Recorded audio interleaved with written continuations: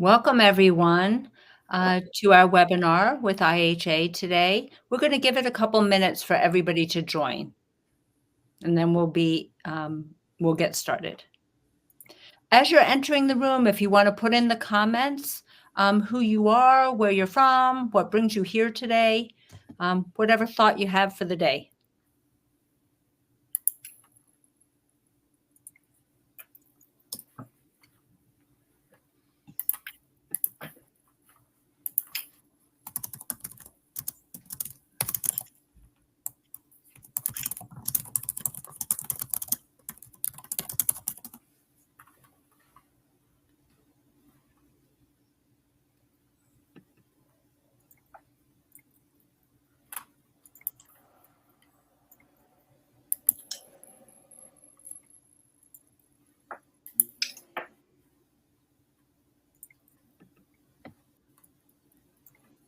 Hello, if you're entering the room with us, welcome.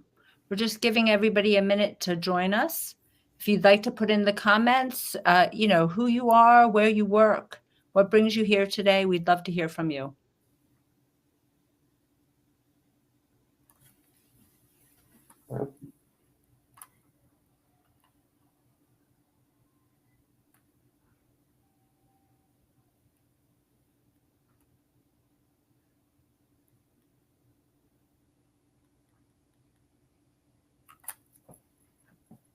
Hello, I hope people are joining us. If you'd like to put in the comments, introduce yourself. We'd love to hear from you. Beth, you're not keeping us humble.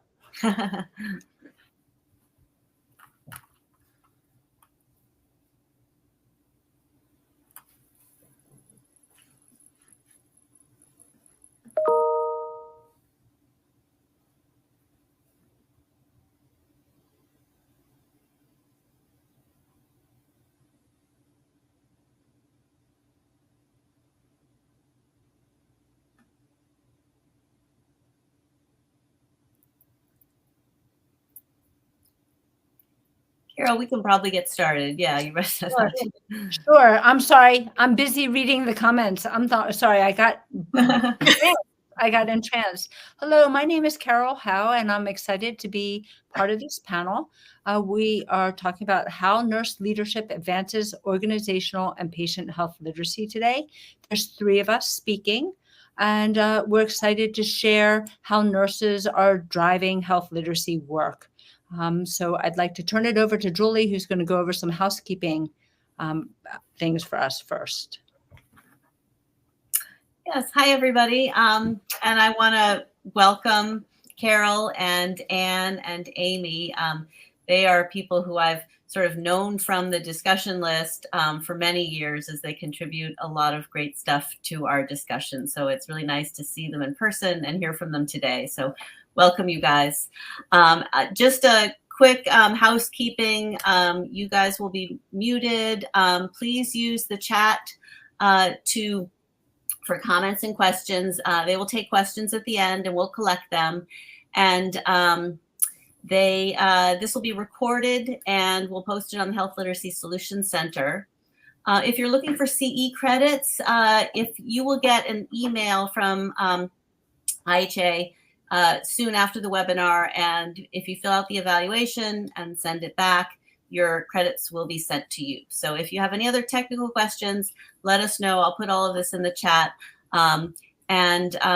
Welcome, Carol and Amy. Thank you so much for being here.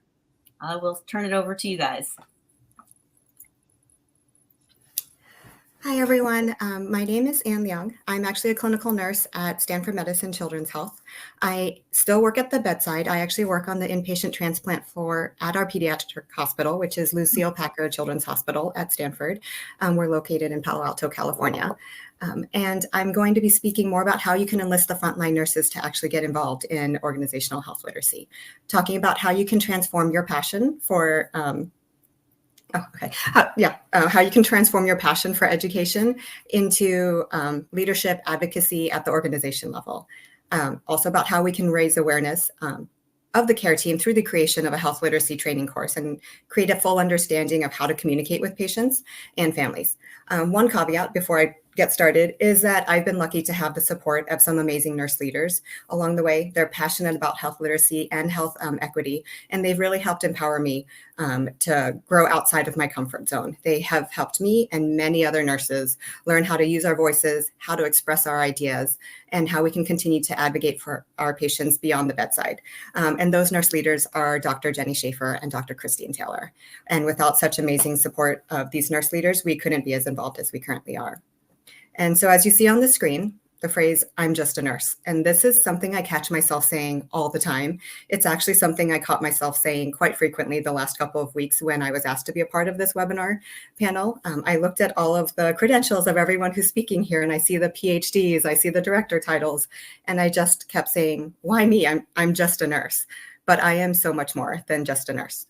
Next slide, please. And these are just some of the roles that many nurses play at the bedside on a daily basis in one shift. We are teachers. We teach our patients and families all of the time. We're talking about the medication. We're educating them about the importance of daily baths to prevent central line infections. We're teaching them about hand hygiene, and it just goes on in everything that we're doing. We give medications to our patients. We're educating them about the side effects, teaching them how to give the medications. We're helping to coordinate the care for our patients, whether it's supplies that they need, whether it's connecting them with services, or making sure there's interpreters there at the bedside so that they can understand everything that we are going through.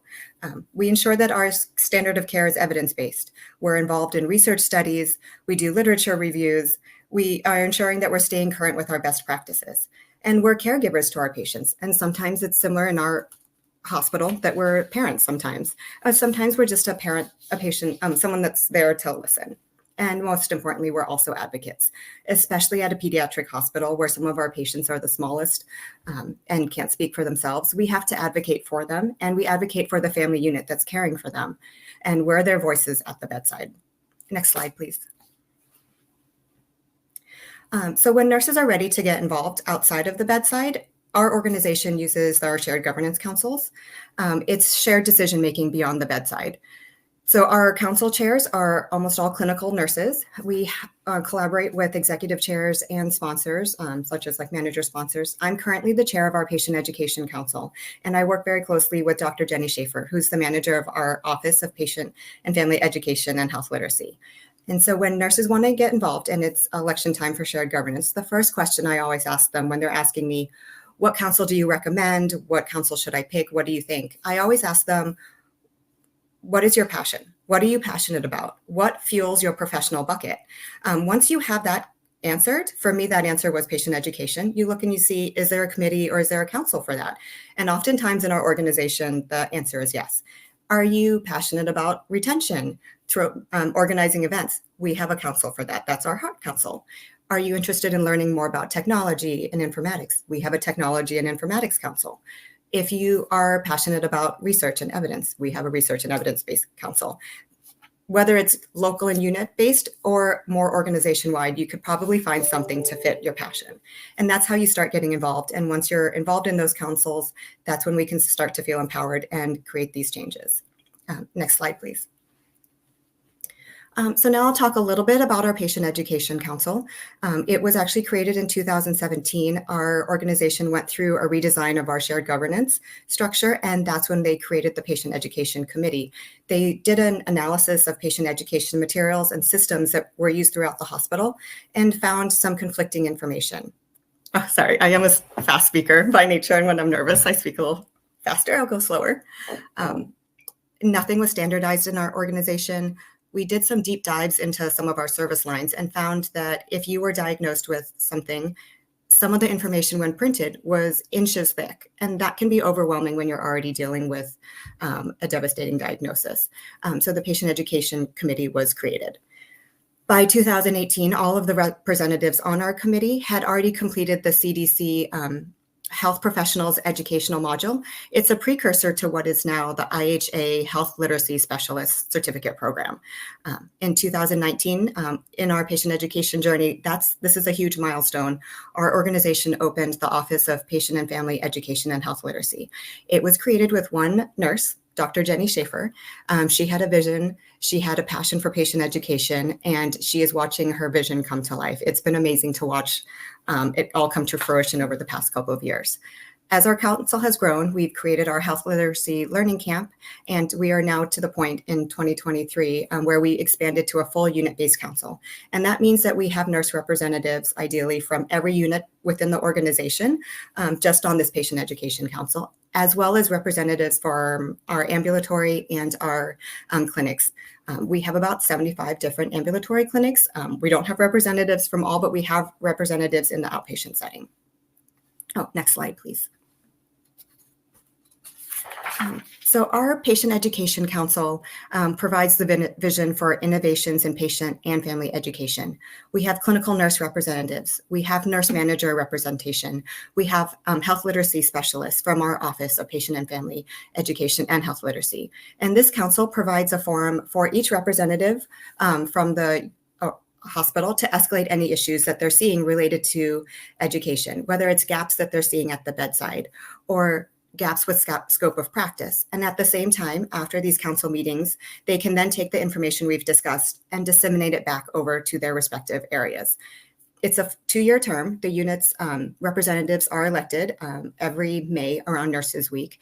You sit for 2 years, you can apply for re-election, and they get involved at the unit level. They get involved at the organization level, and we've even been involved in creating fiscal year goals. This is an avenue where house-wide educational materials are brought to our council. People can get real-time feedback from nurses at the bedside, at the front line, related to clinical accuracy from nurses throughout the organization. And when representatives feel ready after their involvement in the council, they can take on the role of vice chair, and that's a 2-year commitment, and then chair. So this is, for example, this is my second year of my 2-year chair term, and then I will then step down and the vice chair will become chair. So we're continuing to foster and mentor the nurses in our council. And if they want to take on those next steps and grow as a leader, we encourage them with that. Next slide, please. And these are some of the examples of things that the clinical nurses on our council have actually brought to the organization that ultimately impact organizational health literacy. We recognized that the general photo image library that our hospital uses when we are creating marketing materials and creating educational materials, we needed it to be updated and more accurate, an accurate representation of our patient population. We recognize that we care for a very diverse patient population. And in our recent marketing and patient education photo shoot, we were pretty involved in creating the photo shot list as well as finding the patients to be in these photos. We also collaborate closely with our family-centered care department, and that is how we ensure that the family and the parent voice is heard in all of our educational materials. We have summits where we meet to talk about large house-wide initiatives. As a matter of fact, we had one yesterday about diabetes where clinical nurses and parent mentors get together and we talk about what it is that is really important that the families need to know. How is the best way to teach it to them, and also how they want to know it. So we get feedback from everyone. We also are involved in looking at policies related to patient education. The committee members also help participate in gathering data and analyzing the data on what's working and what's not working at the bedside. For example, a couple of years ago, we helped go around the different units and find out what was working related to discharge education. Next slide, please. And these are some of the results from that discharge education survey. These nurses on our council went to the different units and found that there was a lot of common themes. We were seeing that the work was pretty siloed. Different units were working on the same projects, but not talking to each other. There were many different processes related to education. There were gaps in education. And what I think most importantly for me was there were inequities with non-English speaking families. So this discharge education survey, we also did an organizational health literacy survey at the same time that went out to all providers, like physicians, nurses, nursing assistants, and to see what the general baseline knowledge was for health literacy. And we saw that there was a gap there in health literacy knowledge within our organization. And that's where the idea for a health literacy class was born. There was an impetus for change within our council. Next slide, please. Next slide. Oh, yeah, thank you. So the survey results showed that we needed to bring more awareness and education to our organization related to health literacy. Studies have shown that organizations that have low health literacy knowledge have worse outcomes and health disparities. Next slide, please. So the class actually started out geared towards nurses. We wanted to increase, as the frontline workers doing a lot of the education, we wanted to increase their health literacy knowledge. But we have since expanded that to include all disciplines and have also opened it up outside of our organization. So our Patient Education Council, again, these are clinical nurses at the front line. We're part of the whole creation process with the Office of Patient and Family Education for the creation of this health literacy course. Each nurse on the council helped provide feedback throughout the process with all the content. We collaborated with our family-centered care partners and ensured that their voices were heard. Also partnered with our marketing team and translation services. We started with having our nurses on the council sitting in on the class, auditing it to provide feedback in our early iterations. And we've now progressed to these clinical nurses, our council representatives, actually helping to facilitate the class throughout the year, building their leadership and advocacy skills. We consistently look at the feedback and the changing landscape within health literacy, and we modify the class as needed. For example, we saw that a hot topic in our classes was cultural components, and we took that feedback back and we created a cultural component and built that out. And that's actually a section that is consistently taught by our clinical nurses on the Patient Education Council. And it's personally a favorite of mine to facilitate. I am a daughter of immigrant parents. I come from parents where English is a second language. And to be able to speak to that from personal experience is a passion of mine. I take that passion, personal experience, and speak to it and help educate others. Next slide, please. So our vision has always been to create a culture of health literacy by embedding the class into important structures within the organization. We currently also teach this class in a truncated form to all of our incoming new graduate nurse residents with Dr. Jenny Schaefer. She's invited members of our council to actually come in and help teach that class with her. And it's a way that we help the nurses that are in our council instill the importance of patient education and health literacy to this new generation of nurses. We've also started to make this course a requirement for certain roles and councils within the organization, such as nurse educators. They are often the ones involved in creating patient-facing materials and education. Every new incoming representative that sits on our Patient Education Council is also required to take this class. It is such a huge part of the work that we do. And then we also would love to expand the course offering to make it a requirement for all team members as part of their orientation process. Because as you know, it's not just the nurses that are speaking to these families. There's so many different touch points. And we are also currently in the works of developing a new role similar to champions. A health literacy advocate is kind of what we're calling it. And we're testing a more in-depth workshop to help train those individuals. And many of these ideas are coming from the nurses that are sitting on our council, because we found that when you are passionate about what you are working on, it doesn't really become work. Next slide, please.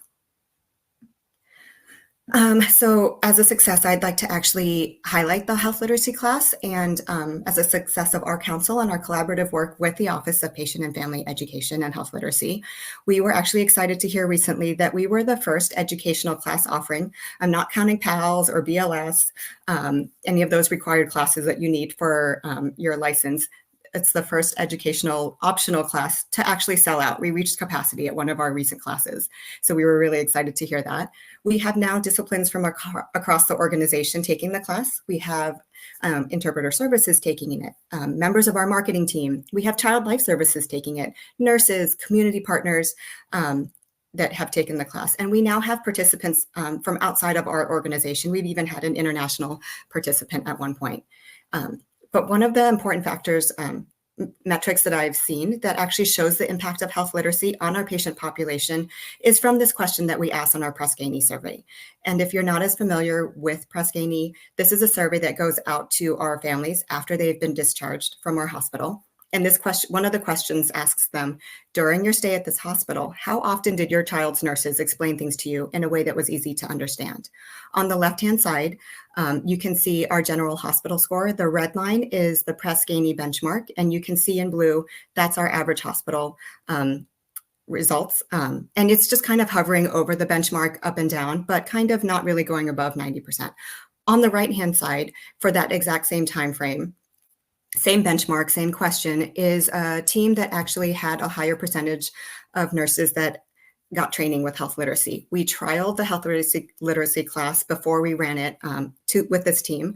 And we also had a higher number of nurses that took the course from that team. And what we could see in that red box is once the class was launched, they were consistently outperforming the benchmark and the rest of the hospital. And so for me, this was an important metric. It shows the importance of health literacy and how it's actually impacting our patients at the bedside. Next slide, please.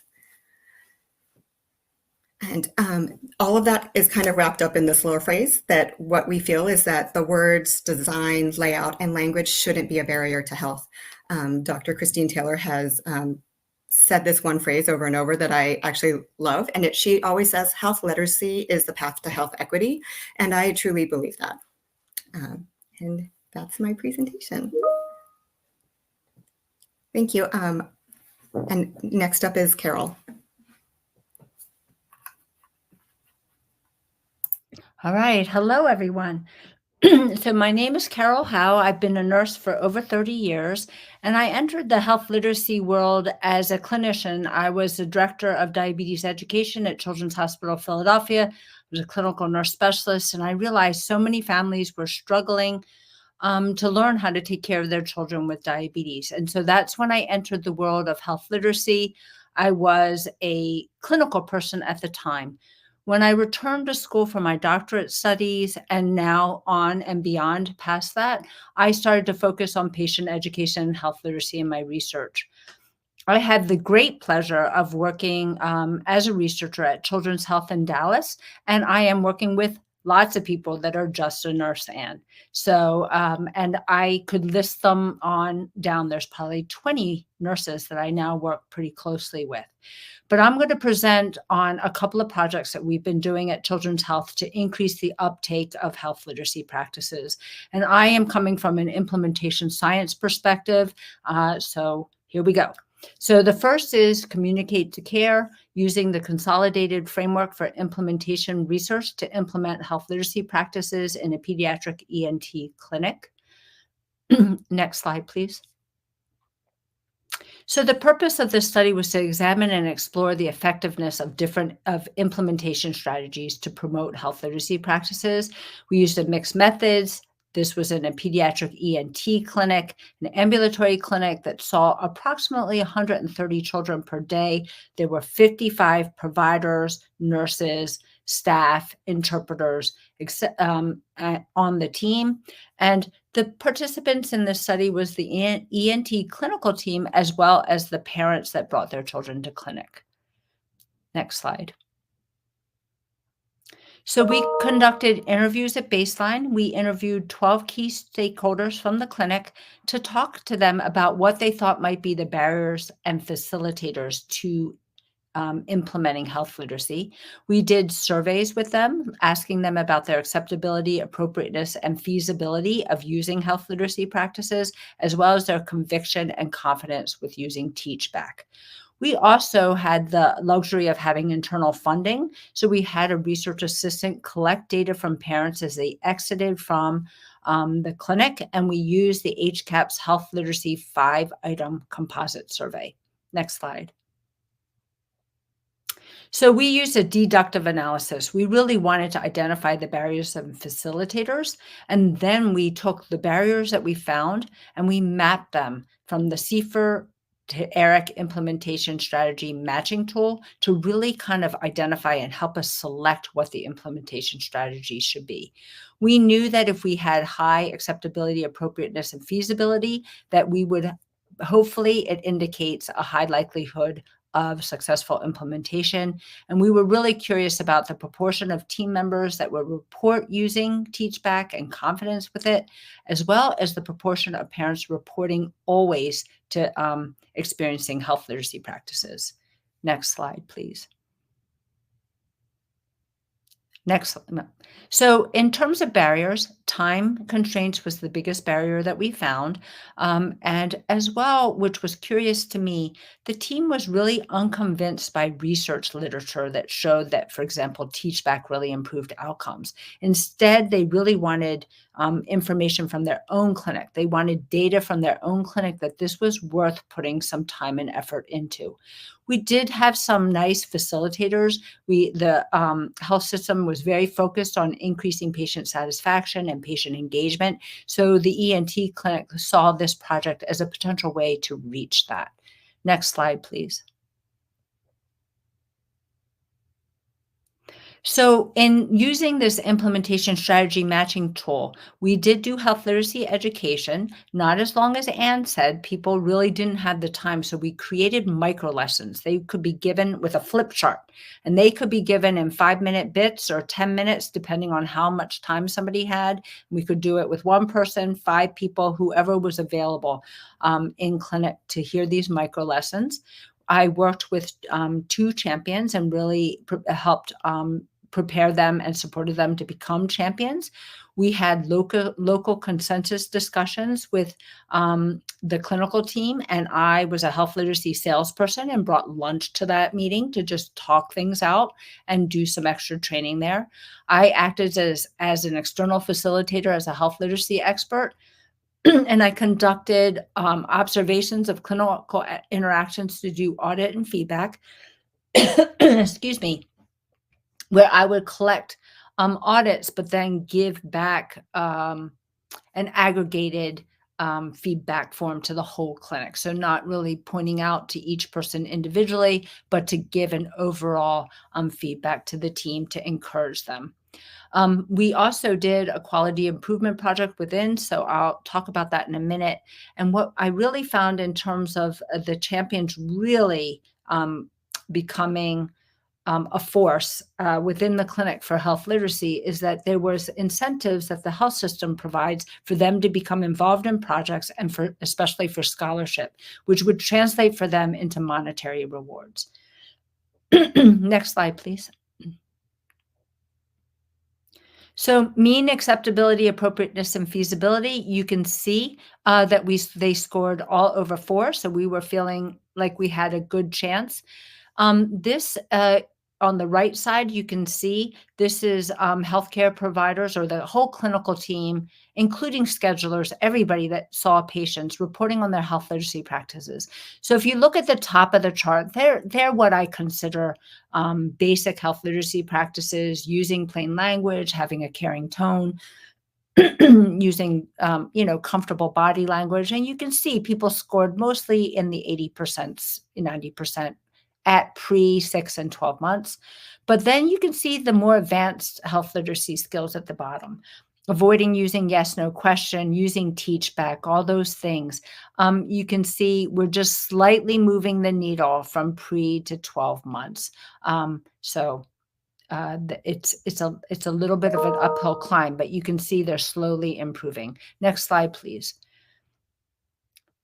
The ENT team, though, in asking specifically about teach back at pre 6 and 12 months, you can see if you look at the bottom 2 bars at the bottom, you can see people that have been using teach back for less than 6 months or 6 months or more. The pre, it is about 30%, but by 12 months, 70% are reporting using teach back. Next slide, please. Now, here is what really got people hooked in. I do want to point out the first bar is asking parents, how often did the healthcare provider ask you to repeat back? So that's a teach back question, right? You can see that needle did not move from the parent's perspective, sitting at around 36, 37%, which is what we're finding in the literature happens. But what really was very encouraging was how often did the team give you results of tests that were easy to understand, as well as how often did they give easy to understand instructions about medications. You can see both of them jumped dramatically. For study tests, 54 to 96%, medication instructions, 74 to 95 or 96%. Those were significant results. really got the team very excited to see that this implementation effort was starting to see a response on the parent side of what they were reporting. So this helped actually really incentivize the team. Next slide, please. So I wanted to take a moment just to talk about a nurse, Emily, that I worked with that wanted to lead a QI project on education enhancements and text messaging support after adenotonsillectomy to decrease emergency department visits. So when I started working with this team, I got to tell you, they really didn't want me there. They were very discouraged. I kept showing up. I'm asking something of them. They didn't want it. The champions weren't even sure. They were sort of voluntold. But then when they got to know me, and as they said, I never went away, I started asking, well, what is really important here? What are you pressed upon? And they really talked about that their preventable ED visits post-tonsillectomy, post-adenotonsillectomy were higher than the national benchmarks, and they did not like that, and they weren't sure what to do about that. So I said, well, let's put our health literacy lens on it. So the nurse champion took this on. We used QI tools from the Institute of Healthcare Improvement. And this project became very meaningful and relevant to the team. How can we implement health literacy practices in order to help decrease ED visits? So we did a root cause analysis. We mapped out the flow for patients and families from the time that it's decided to have surgery, all the education pieces that would happen, pre-op, intra-op, PACU, home, etc., and then talked about how could we bring this in to help change things. So I have to say, they changed their patient education in clinic. They brought out medication regimens to show and give examples and do practice with parents on dosing for pain management. And then the whole thing became, this is too much information for everybody to remember, and they can't keep it. And so how do we help them retain this information or reinforce it? And tonsil text was born. And the nurses really talked about, these are the phone calls that we get on day 1, day 3, day 5, day 7, etc. And so then they began creating the tonsil text that would address what they saw with their phone calls. And so you can see ED visits dropped from 13.78% to 11.11%. That was a 19.38% decrease. It was a significant decrease in ED visits, prevented approximately 55 ED visits that they estimated was a $78,100 cost savings. Next slide, please. All of our work in the ambulatory care setting has really galvanized the entire ambulatory group, especially the leadership. So Anne talked about the support of leadership being so important. And so the director of ambulatory care nursing said, we have to keep going with this health literacy. I want education to go out to everybody. And I said, well, that's great for education, but what else can you do to put in for structures and processes to kind of help support it beyond education? And so it was decided, well, let's get some champions in the clinic. And I said, okay, but how are we going to support the champions? And so the community of practice was born. Next slide. So communities of practice have really been shown to be efficient and effective to support evidence-based practices. We know learning is more than a transfer of knowledge from me as an expert to the novices. Learning is complex, it's embedded in social interaction, and this community of practice could bring nurses together to collaboratively accelerate health literacy uptake. So it's run by a nurse leader, an external health literacy expert, that's myself, and a champion. We co-lead this virtual meeting. So it's a 1-hour meeting via Zoom. We alternate start times at 07:30 and 12 noon. There's 24 nurse champion members. And again, most of it is in ambulatory, although now some inpatient champions are beginning to join us. The agenda is typically a little bit of training to increase awareness, increase knowledge, and then we talk about the champion activities, and then we lead an open discussion.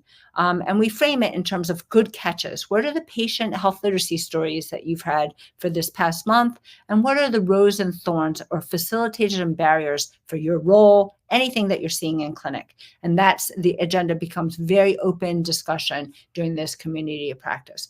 We then debrief after each meeting for actionable findings to bring into future agendas. Next slide, please.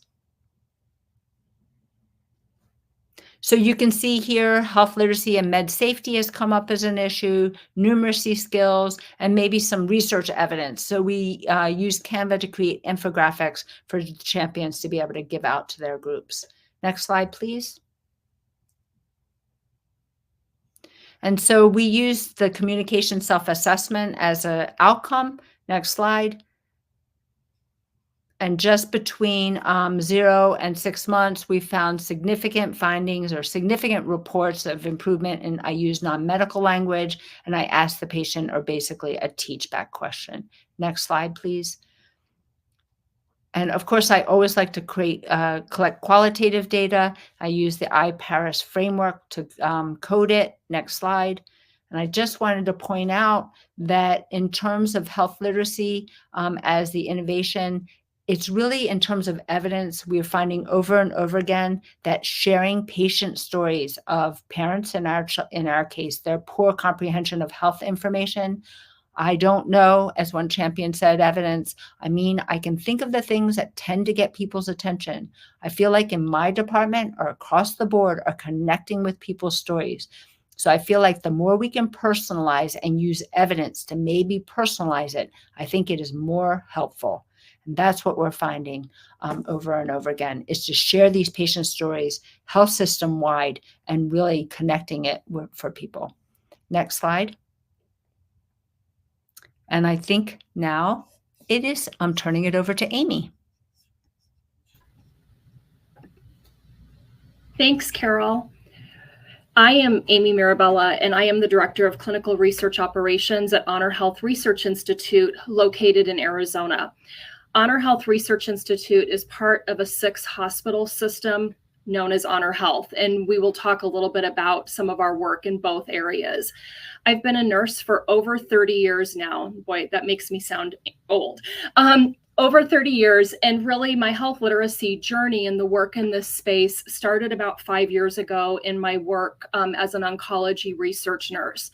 You can go ahead and go to the next slide, and we'll talk a little bit about that journey. No disclosures to report. We're going to talk a little bit for the next 15 minutes about how do you raise awareness for the need for health literacy advancement, and then how do we keep health literacy committee members engaged. And so you're going to hear some of the same things that Anne and Carol have talked about today, reiterated in the work that we're doing. Next slide. This is on our t-shirts that we wear to support health literacy. We have posters with this. We've had to do a lot of going back to definitions when we first started this work. And what does health literacy mean? We heard from people, hey, this is a patient's grade level or, reading level and those types of things. And so we've had to do a lot of education. And the patients that we work with loved this piece. Health literacy is really giving people the skills and ability to take part in their health journey. We're really proud of the work that we've done. And so I'm going to share a little bit of that. You can go to the next slide. And so it's important, as both Carol and Anne mentioned, for you to understand my why. And before anyone gets alarmed, this is not a real picture of my patient, and I won't be using his real name. Thankful, for Google Images.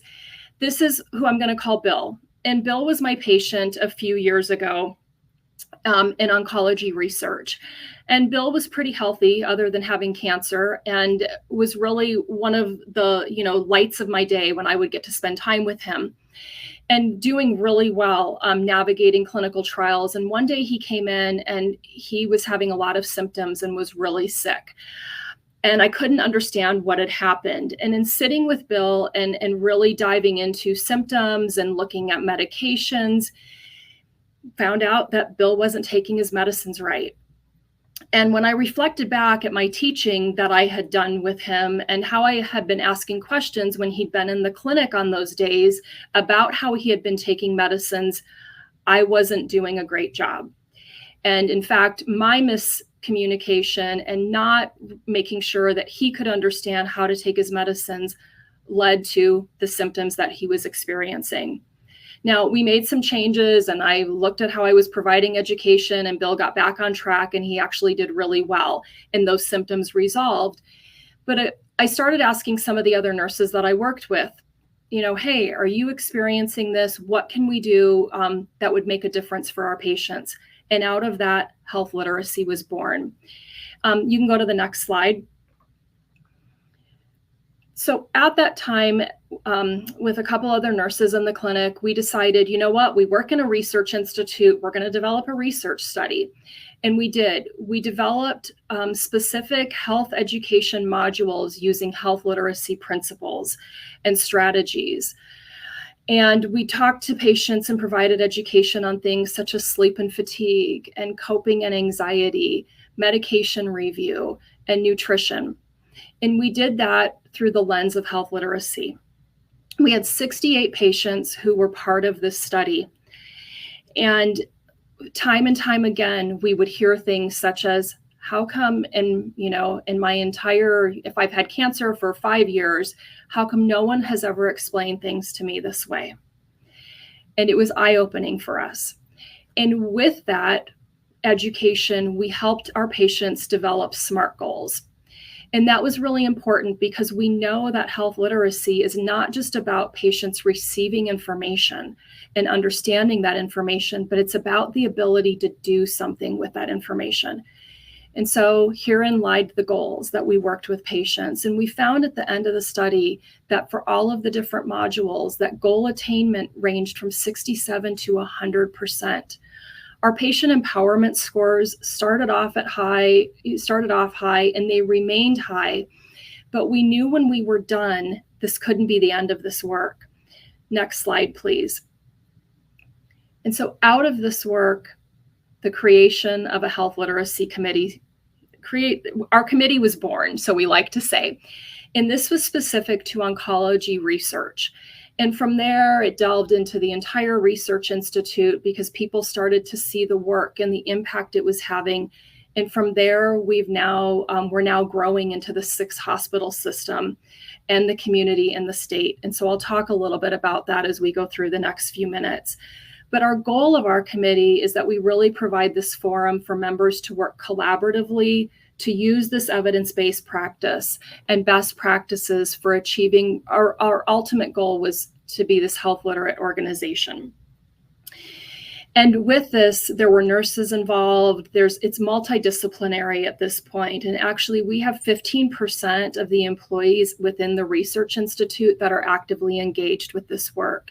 And one of the things we continue to hear from this diverse membership is that, oh my gosh, this is a committee that gets work done. I think we can all attest to being part of a committee where you go month after month and you have the same conversations and nothing happens. In this committee, people are seeing their dreams become realities. They're meeting with patients who their work has changed a patient's life. And with that, it's connecting to the why. And as Carol just mentioned, it's the patient stories. And how do we connect those to the right people at the right time? Next slide, please. And so in this, we've done things such as raising awareness, bringing the evidence and the science to a personal level. So how do we take those things and relate them to the audience that we're in front of? What is our why? I've told the story of Bill a million times, and still it is my why. And every time I work on health literacy, whether it's building a new research study or writing a protocol or working on a QI, I think about those 68 patients who devoted time during their cancer journey to be part of our health literacy growth and awareness. And now what are we doing to honor that? We have calls to action, and you'll see that at the end. We always challenge our audience at the end, like, what is one call to action? What are you going to take away from this and do? We advocate for a seat at the table. The members of the committee are constantly networking and talking about health literacy. And now we have people, hey, I was just on this phone call, and I think somebody from the health literacy committee probably needs to be represented or needs to have a seat at this table. And that's throughout our organization. We've been disseminating our findings. Our innovation piece, we do work at a research institute, and so we are surrounded by innovation, and that's inspiring. We're including patients. When we think we have an idea of what might be the next best thing for us to do, we make sure that our patients are aligned with that. What are we missing? Do we need to go a different route? We are very lucky to have a patient family advisory board that we've spent a lot of time with, putting this work in front of them and getting their feedback. We're offering multiple means of engagement for our committee members, whether they want to be part of a research study, or they want to do community outreach, or quality improvement is the track they want to go. Some of them want to work on writing a grant because we know we need funding in this space. Our work is action-based. We celebrate all of our accomplishments, and that's big. The people working on this committee need to understand that their work is impacting people and then building partnerships. So it's been really important as a co-leader of this committee for me to really understand the desires and the strengths and areas for opportunities for improvement of the committee members and where their interests lie, and aligning them in that space. Next slide, please. The next graphic, something we love to share, it's some of the different highlights and things that we've accomplished with this health literacy committee. One of the big things was last year was going to the governor and asking for her to sign a proclamation that declares, Health Literacy Month. October is Health Literacy Month for the state of Arizona. That was a huge win for us. As you've heard from Anne, we have a nurse residency program as well for our new to practice nurses. It's part of our magnet recognition. There's a class, a 2-hour class that all of the new graduate nurses must go through with us, and it's on health literacy and health literacy strategies, making that applicable to the nurse at the bedside who is so busy that they can barely get their basic tasks done many shifts. And so how do we incorporate this work into what they're already doing? At this point, we've provided education to over 1,000 new to practice nurses. All of our patient-facing staff within the Research Institute are required to go through health literacy training. And with that comes extra support at the point of care for using TeachBack and some of these health literacy principles. So whether it's our people who work at the front desk and check patients in, or our patient financial counselors, they have all had this training, and the expectation is that they're using the skills that they've been taught. We do specific trainings on informed consents. In research, we know that that's an area that patients struggle to understand. A 30-page document, how do we speak to that in plain language? We have train the trainer programs. One of the areas we're using that in right now is our pre-op PACU and endo, as we will be going across all 6 hospitals and providing that education. And we know that that work will touch tens of thousands of patients in a year. One of our proudest partnerships is with Foster 360, and that is from us branching out into the community. Foster 360 is an organization within Arizona that works with young adults who are aging out of the foster care system. So there's a huge need here regarding these young adults who need help making maybe a doctor appointment for the first time, knowing how to be prepared for that appointment. So we are taking our health literacy practices and building a curriculum to teach them how to be advocates in their health and wellness journey. And this work has been life-changing. It has now opened up doors in the community for other community partnerships. We're currently right now writing and hoping we get a grant to be able to develop this curriculum and create a toolbox that can be replicated in multiple different community partnerships that we hope to build. Next slide. Some data from our confidence in looking at TeachBack with our research staff, looking in their confidence in their ability to use TeachBack and their conviction of its importance, things that they've done that Carol touched a little bit about, avoiding yes or no questions. That's been a big one for us. How do we, frame those questions so they're not yes and no? We've modified education plans, and then we've made sure that in our medical records that we're able to document that we're actually using TeachBack and health literacy principles. Next slide. Community survey. So our patient advisory board had a lot of input, and we needed to get feedback from the community. And it was funny working with our marketing team. Our marketing team was, oh my gosh, you're going to ask 2 open-ended questions. And they said, how about multiple choice? And when we took it to the patient family advisory board, they're like, multiple choice never has the right options. Why would you give multiple choice questions? So we were able to convince marketing, let us use these 2 open-ended questions. And so people who participated, and we're still collecting survey results because we have a little postcard, and in October, we have a booth at the Arizona State Fair where we'll actually be asking community members like, hey, can you scan the QR code and take this survey? We asked 2 basic questions. What is the best way for you to learn about your health, and how can your healthcare team make asking questions easier? Next slide. So based upon the results we have received to this point, which is just under 100, they want online educational materials and more options for education. They want their healthcare providers and their healthcare teams to take time and actively listen to them. They want us to have the ability to adapt to different learning styles. As we know, not everyone learns the same. They want visual aids in multiple languages. And what we heard time and time again is we want more FaceTime with our healthcare team. And so these themes are what's going to form some of our initiatives of the Health Literacy Committee for 2025 and 2026. Next slide. One of the projects that we have right now is we're developing a research study with one of our inpatient units. And I believe the director of that unit is actually on this webinar right now. So we're going to look at the impact of applying a health literacy bundle on patient experience questions on a 64-bed med-surg or medical telemetry stroke unit. So we're going to look at some of those Press-Ganey questions that have already been discussed, specifically on care transitions, communication about medicines, and communication with the nurses. We're also going to look at readmission rates because we know that patients with limited health literacy have higher readmission rates. Part of this work is going to be the development of health literacy resource nurses, or champions. These champions are also going to be sub-investigators for the study. So it's about growing nurses.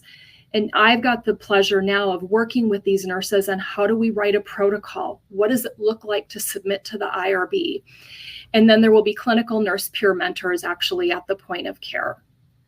Next slide. I'm going to give a couple examples of some of the things we've done within the Research Institute. Specifically, in all of our exam rooms, we have a poster that speaks to, why we're improving health literacy, why we're focused on health literacy, ways, that we can address health literacy and why it's important, and then a QR code for patients to scan and get more information.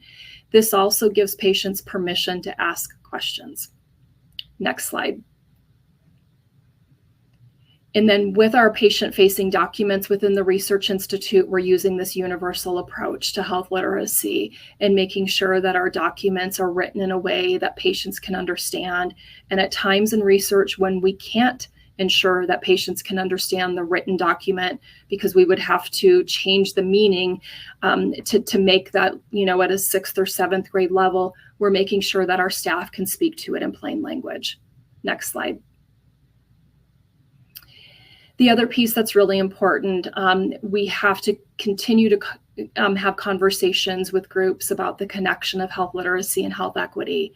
I was at a conference not too long ago, and there was a presenter who was talking about the Indigenous community and talked about how in that community, when health literacy is absent, fear is present. And that's really important as we talk about achieving health equity and how we're going to get there. We have to remember that there's this road of health literacy.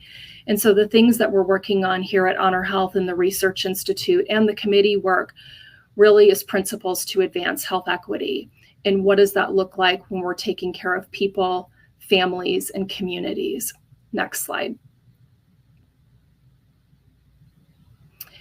The health literacy group and our call to action is really looking at the impact of the research and our initiatives that have allowed us to continue on this journey. And for those of you that have never been to Arizona, here's a picture of just this gorgeous view that we have. And even though it's going to be less than 110 today, so a little bit cooler, we might be able to get outside and enjoy some of that. We're able to lead this multidisciplinary team to make continuous and intentional changes in practice to really honor our patients and the education that we provide. So our plan is to continue to expand throughout the hospital system, build these community partnerships, all with intent to improve health equity through our health literacy interventions. Thank you.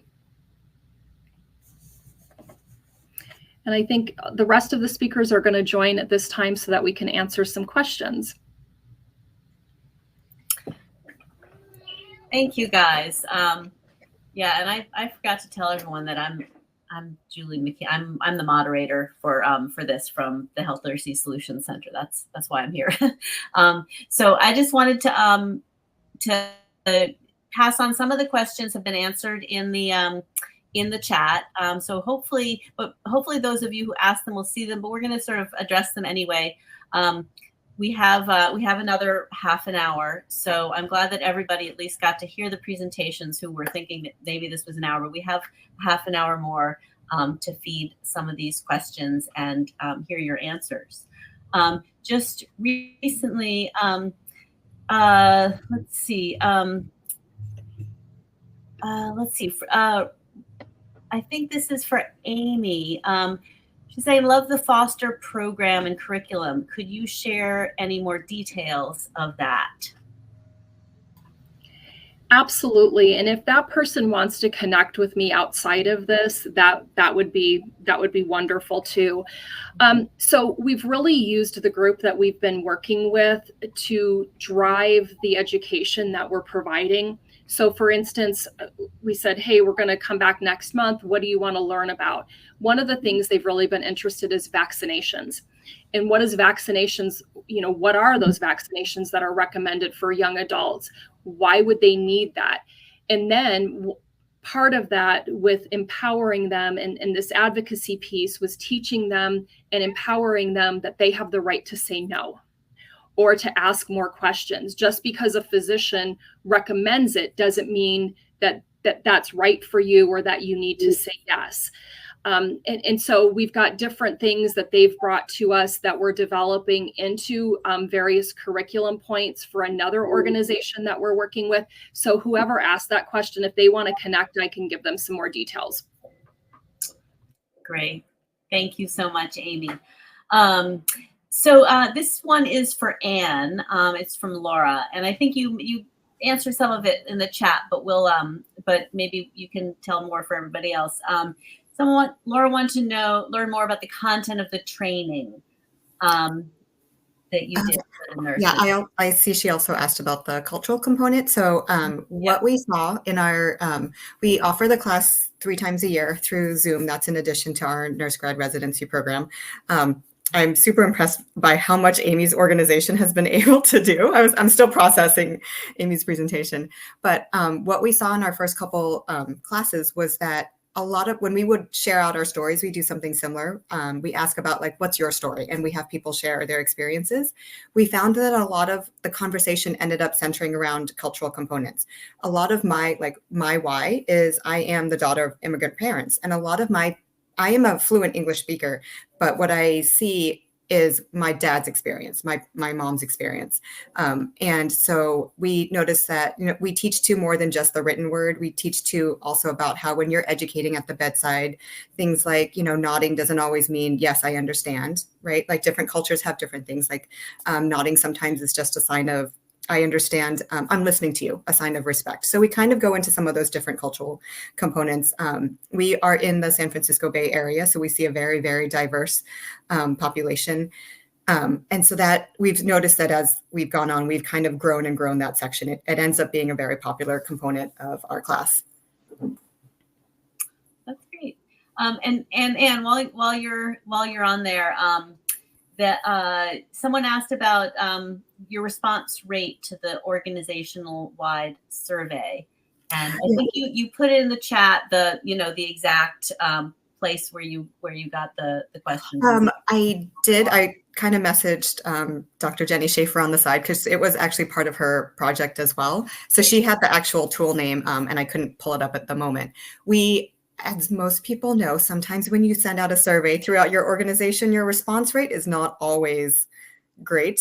What we saw, we were actually surprised by the amount of physicians that actually responded. And we felt like we had a pretty good idea of what the knowledge gap was. A response that Jenny actually got oftentimes was, we're Stanford, our parents are very well educated, we're in the Bay Area, we can continue to educate at like a university level. And that was a response we got oftentimes. And we felt like we needed to kind of do a lot more education and training around that because we see things differently when we're at the bedside. That's great. And you also answered this also, the health literacy class that you taught, you said, she asked if it's a one-time offering and is there a yearly update? We offer it 3 times a year in October for Health Literacy Month. And then I think in the spring and in the summer, we would love to offer it more, but I think like the patient education team is very, very small. So we're kind of limited based on bandwidth, but it's something that we've seen it's grown through word of mouth. And we would love to do what Amy's doing, which is like required of all employees when they're being onboarded for team member orientation. But we're taking like baby steps, like go take what we can at the moment. That's great. Yeah, it's really interesting. I think from all of you, we heard starting with baby steps, but everything seems to be moving forward and you seem to all be, sort of growing the next generation of nurse leaders in the health literacy space in your organization. So I love the way that was really consistent with the way all of you seem to be doing things. There's a question, just a quick question for Carol.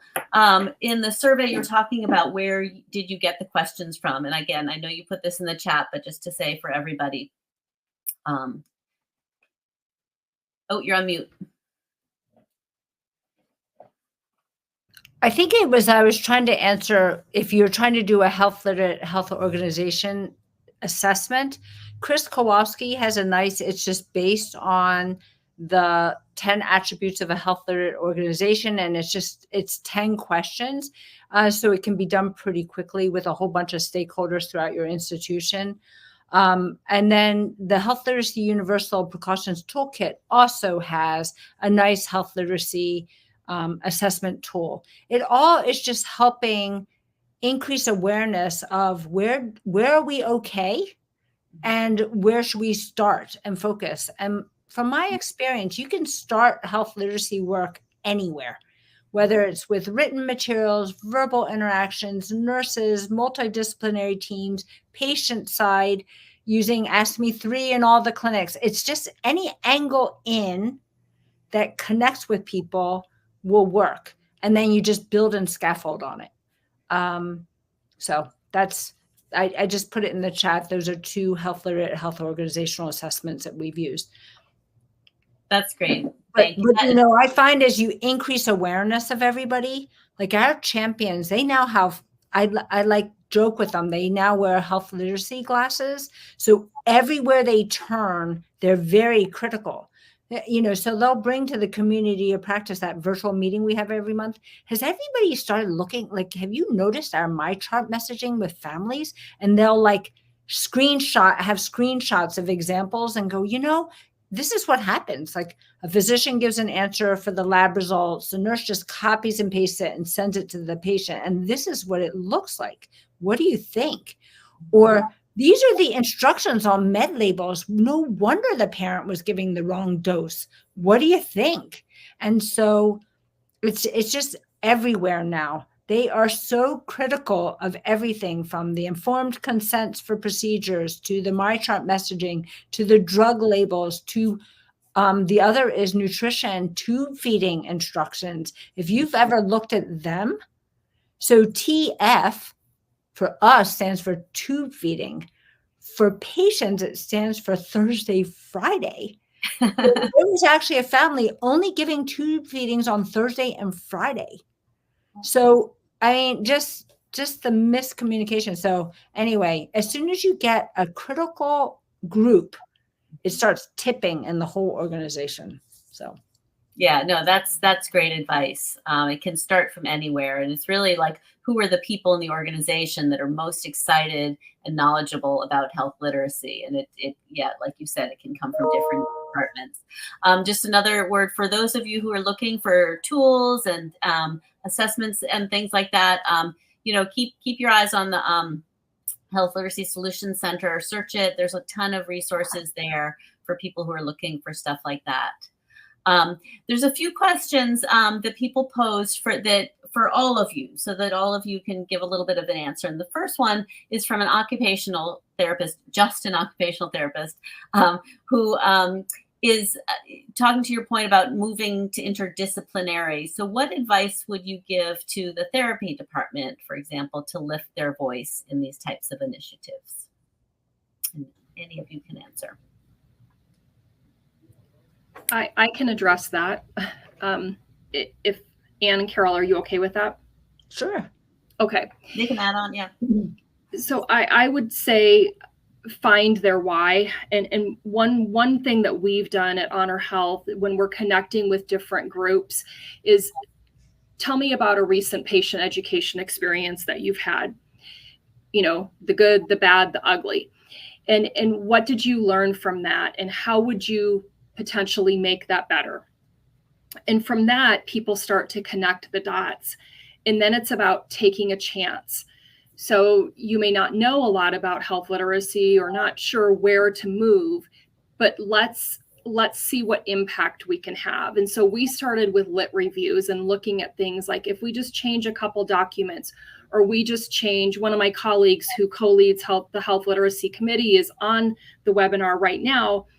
Her and I, during the research study, would high five each other when we would remember to say to a patient, what questions do you have versus do you have any questions? Because it was changing the way that we had always asked. And so it's those little wins and getting people to understand that even that one little change makes a difference. I was just going to add on it for Beth's question about occupational therapists. I think I had spoken to our shared governance model. So what it had actually started as a nursing shared governance model, and it's now evolved. So it's just a shared governance model. And we actually have people from disciplines sitting on our councils now. It's not just nursing. We've had people take our health literacy class, like child life specialists, and then want to join the council because it affects everyone at the bedside, right? It's not just nurses. Anyone who is patient facing is that touch point. So we encourage anyone to join, and that's really where a lot of our decision making is made, and the impact at an organization level is happening. So we have respiratory therapists. Like people are all encouraged to join if they want to. Yeah, we actually also have interpreters, OT, PT, social work that have joined the nurses. So Beth, to your point, I put it in the chat, I think patient stories are very powerful. So if your OT group can talk about when are times where we've been surprised that a patient did not connect with what we thought we were telling them, because those stories of miscommunication and not understanding, and they can be personal stories or from your professional life, they'll both work. I think that gives evidence and can start creating, the why for them. Why do we want to improve what we're doing? And the other is you can start simple with, if you happen to give out any written materials, you can use a tool to evaluate them and see, are these health literacy responsive? Like, are they okay, or do we need to do some work on them? That's a concrete thing that people sometimes like to latch onto because the verbal skills are more difficult. So those are just some ideas. Thank you. Here's a question that maybe each of you could just answer just briefly for yourself. And that's about your own education on how to you became health literacy experts. What training and classes did each of you go through to get to be the experts that we're benefiting from now? Carol, you want to start? Sure. Well, I first discovered health literacy when I was trying to figure out how do you make patient education better for people. So I read. So I'm a big reader. I like to learn by reading. But I did attend conferences as well. Like IHA has a conference, I believe, every year in May, and it is very much a training sort of forum. So I'd encourage if you can attend that. I also actually got a small grant when I was at Children's Hospital of Philadelphia and brought in Janet Ohini Frimpong, who is an expert in health literacy, and she really literally taught me health literacy as a mentor. But that's a rare thing that you get something like that. So I would say reading, attending the conference, doing the modules and the certification, if that's something you're interested in. I think all those things help train you. And then just doing it. I mean, it's really actually not hard. These principles are not hard. It's just pedagogy principles, teaching principles, but getting people to do it and increase it. That's what I find hard. The actual concepts aren't hard. Everybody says, oh yeah, that's a good idea. But right. But how to implement it. How do you actually implement it and have it sustained? See, that's the other thing is that I can tell you from our ENT study that it like the parent report dropped at 18 months. So like we need to booster it constantly. It falls off the radar. I don't know how you get it ingrained in your core practice. Great. Anne, how about you? How did you get? So it was actually part of our committee in the very beginning, and I think it was a CDC version. But a lot of us now actually have taken the health literacy solutions modules. So like I have gone through the full health literacy specialist certification program, and it touches on all those different components. And then I think what Carol has said is I do feel like it's still kind of a newer thing in healthcare. I feel like it isn't always as talked about as much as it should be. So learning from conferences, if I go, I try to seek out some of those sessions. I will share, like just last year, me and my peer presented at Magnet, and that was the first time they said that at a nursing conference, health literacy was talked about. So I think it's still trying to get into these forums and options to share and hearing from other people in the field and leaders, and then you're connecting that way and then learning what other organizations are doing. I have to say that as a bedside nurse, I was not very active on LinkedIn. Once I did the presentation, I was more active on LinkedIn, and I've now since connected to other people who are in the health literacy field, and then I'm learning what's out there and other webinars and other conferences that I can sit into. So it's kind of some networking as well. Mm-hmm. Yeah, and I'd say health literacy is having a rebirth.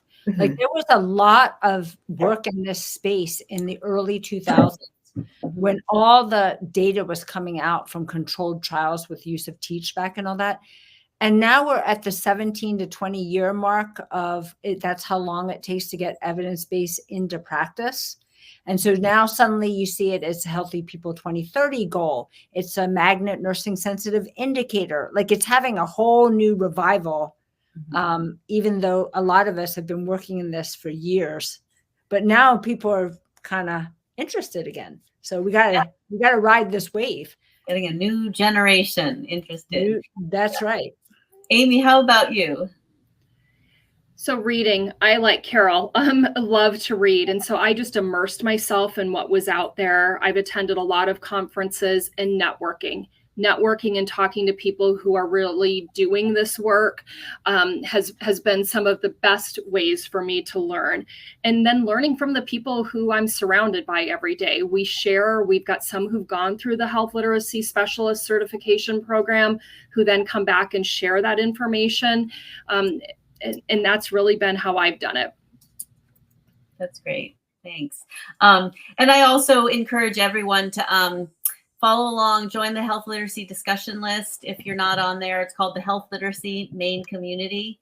on the site. I'll put a link in, but that's a way that we can all hear from each other day to day, and you can ask questions, and there's people like these three fabulous nurses on the discussion list who you can learn from. So I always recommend that too.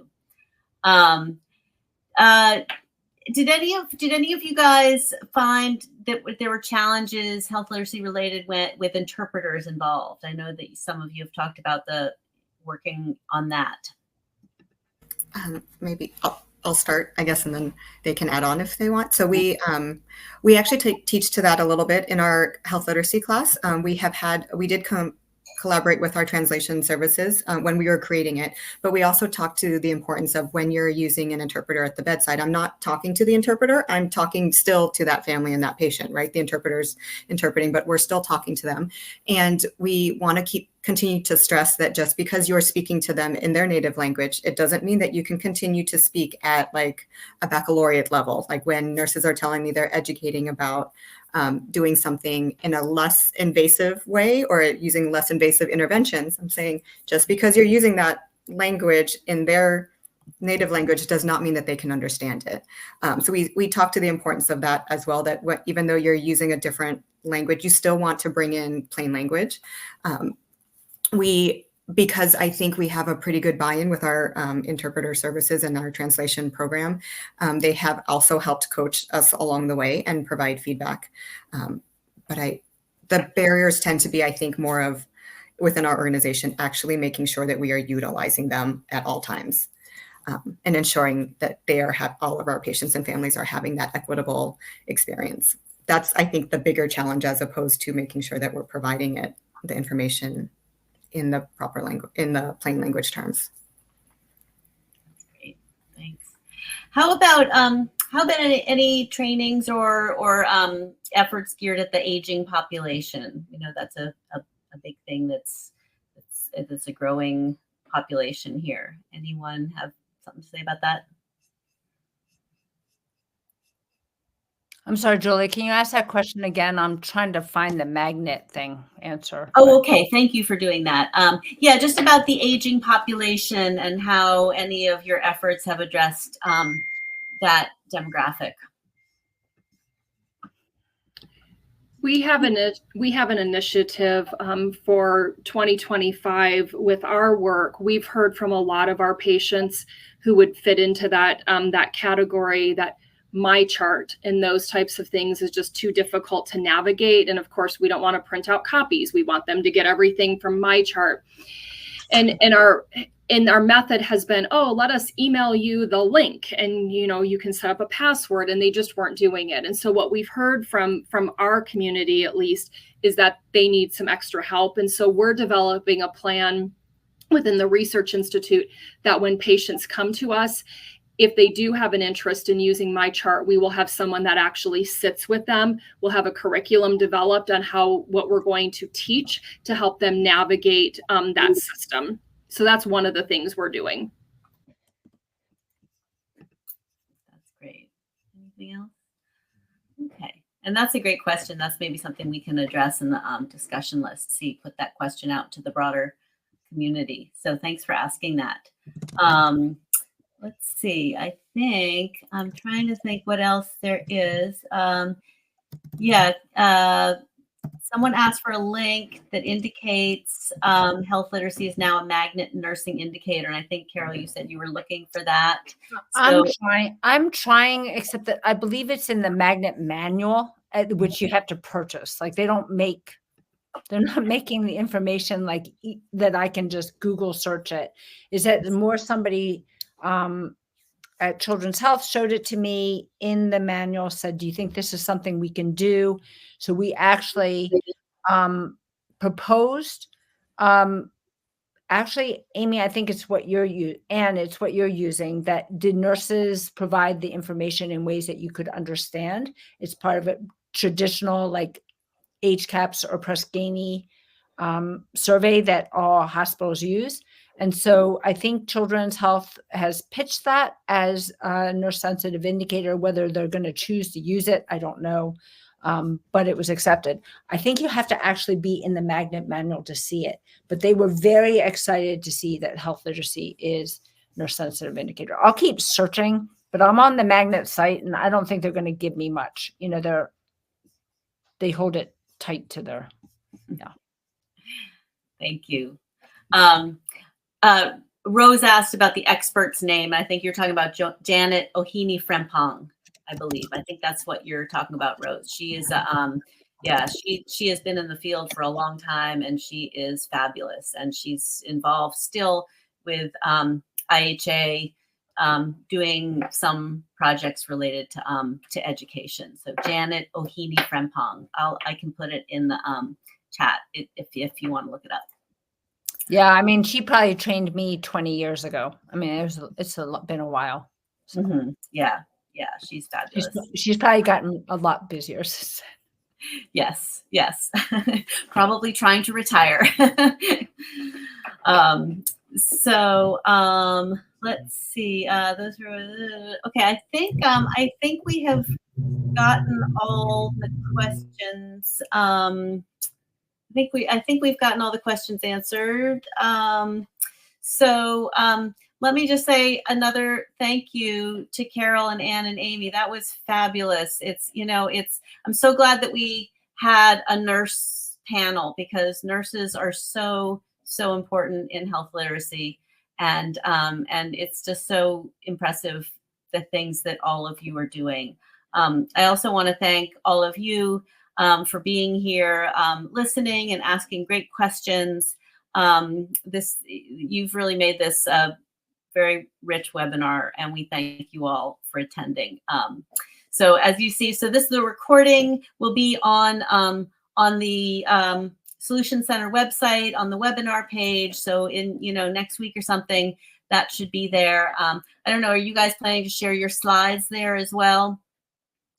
Because if people want them, take a look. Yes, some of them, sometimes they're there, sometimes, yeah. So take a look for all of this. And I think that's it. Thank you all so much. This was fabulous. Everyone have a great day. Great. Thank you. Thank you, Anne. Thank you, Amy. I hope I see you at a health literacy conference sometime. Yes. Bye, you guys. Bye-bye.